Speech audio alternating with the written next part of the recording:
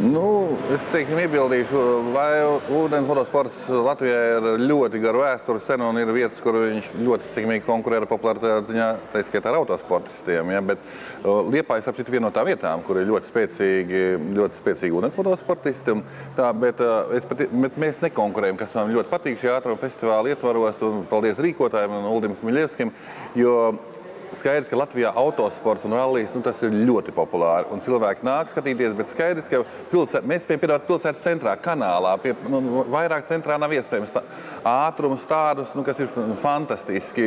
Ir ko skatīties, pie kam mums ir iespējas piedāvāt ļoti ātras klases, kas ir pasaules top Formula 2 un tam līdzīgi, un gliseri.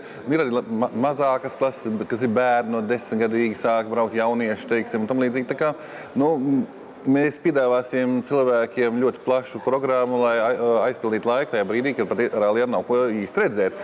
Šī kombinācija ir ļoti laba, es gribētu teikt, un tiešām ļoti papildinoša, jo bija jau šāda līdzīga formula tiešām 10. gadā izveidot ātruma festivāla, un cilvēkiem, es kā Ūdens motosporta federācijas prezidents īpaši priecīgs, ka man iespējams popularizēt manu sporta veidu, un skatītāji bija ļoti daudz, un es pieņemu, šogad būs vēl vairāk. Runājot par ātrumu, ir dažādas klases, ir tā jauniešu klase bērniem, kas brauc tur kaut kāds 70 km/h un 80 un 90 un tam līdzīgi, bet pašas ātrākās, tas tā kā šī formula un tam līdzīgi, šī formula jau šogad braukusi treniņos pāri pa 200 km/h, bet kas ir galvenā tā formulas atšķirība, ja mēs salīdzinām pats skaita sistēmu, ka tas tomēr ir ātruma festivāls pirmkārtām ir rallijas, rallija mašīnu, maksimāli ātrumi ir patiesībā ļoti līdzīgi, turpat jau apmēram viss ir, bet tas, ko šī formula uz ūdens spēja pagriezienu, ne tikai neviena rallija mašīna to nespēja veikt, to arī nevar veikt ne Šumehers, ne Hamiltons, ne Rosbergs, ne Formula 1.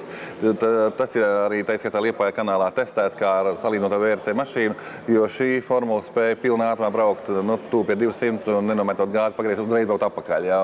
To automobīls spēja tikai tad, ja viņam uzbūvēt speciālas vilciena sliedes vai tramvaji, jo formula uz ūdens ieķerās ūdenī un viņam ir šīs sliedes. Tādā izpratnē būs ļoti interesanti, jo kanāls, kurā notiks sacensības, ir, jāsaka, tomēr ir bīstams. Ir bīstams, nešaubīgi. Katram pilotam pašam jāizvērtē, cik viņš atļaujās. Es pats braucu šajā kanālā nevienreiz sacensībās, un arī iepriekš ātruma festivāla sastāvā, kā reiz ar šādu formulu. Tur, protams, tās betona sienas un tā tālāk, kas rada atstarojošo vilni, kas rada papildus tādas piramīdas, kas rada neprognozējumu vidu ūdenī.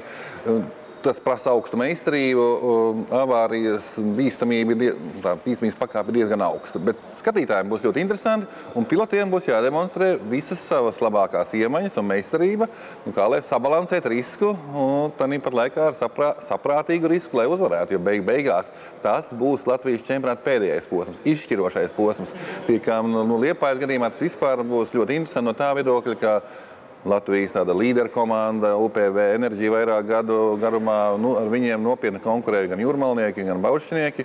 Un šogad ir tāda situācija, ka pirms pēdējā posma pirmā vietā ir Bauskas Mēmeles sports komanda, un Liepājnieki zaudē tikai mazdrusciņi. Tā kā es pieņemu skatītājiem, ko atbalstīt savējos, tur netrūks, un būs ļoti interesanti, un iespējams, ka pat pēdējais brauciens izšķirs, kura tā būs Latvijas čempionu komanda, vai Liepājnieki varēs svinēt uzvaru, vai, kā lai atzīmēt bēdas.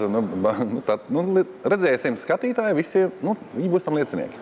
Šogad pilnīgi noteikti skatītājiem rallijā Kurzem būs ko redzēt, tāpēc, ka dalībnieku sastāvs ir ļoti spēcīgs. Ir visu 3 Baltijas valstu šī brīža čempionāta līderi. Jānis Vorobjovs ar 1. numuru, ar 2. numuru Aleksejs Lukiņuks, kurš ir Igaunijas čempionāta līderis, un Vitautas Švedis no Lietuvas, kurš ir Lietuvas čempionāta līderis, kurš brauks ar 3. numuru. Debitēs ar R5 klases automašīnu latvietis Mārtiņš Svils, kurš daudzas dienas ir aizvadījis testus un noteikti mēģinās sastādīt konkurences šiem te iepriekš nosauktiem braucējiem. Bet bez viņiem tāpat ir ļoti daudz ātri, stipri, spēcīgi braucēji. Šobrīd pateikt, kurš uzvarēs rallijā Kurzem, ir pilnīgi neiespējami. Tas vēl nav viss. Bez rallija mēs redzēsim spraigas cīņas ātrumu laivu trasē, Liepājas pilsētas tirdzniecības kanālā. Būs iespēja izbraukt katram skatītājam ar savu privātu auto pa pilsētas ātruma posmu trasi. Būs iespēja izbraukt ar elektrovelo gokartu un izbaudīt arī plašu kultūras, mākslas un atpūtas programmu Liepājā. Viss sākās jau ceturtdienas vakarā testa ātruma posms, piektdienas pēcpusdienā Rožu laukumā atklāšana, pilsētas ātruma posms, rallija leģendu sacensība un sestdien rallija ātrumposmi, Vecpils, Krogzemji, ātrumlaivas un pašā vakarā noslēgums apbalvošana Liepājas pludmalē. Skandi Motors priecājās atbalstīt ralliju Kurzeme jau 6. gadu no vietas. Un šogad mēs esam ļoti lepni par to, ka oficiālais ralliju Kurzeme auto ir jaunais Nissan Qashqai. Mūsu Qashqai klientiem šogad ir sarūpēti ļoti īpaši piedzīvojumi un atrakcijas, varētu arī dēvēt to tā. Tad mūsu Nissan Qashqai klienti šogad piedalās viņiem organizētā īpašā ātrumposmā, kur viņi sacentīsies savā starpā ātrumbraukšanā. Kā arī pēc tam tiks organizēts Nissan Qashqai klientu parādes brauciens. Un būs arī dažas citas ļoti interesantas aktivitātes drosmīgākiem un adrenalīnu mīlošiem rallija apmeklētājiem. Laipni aicināti!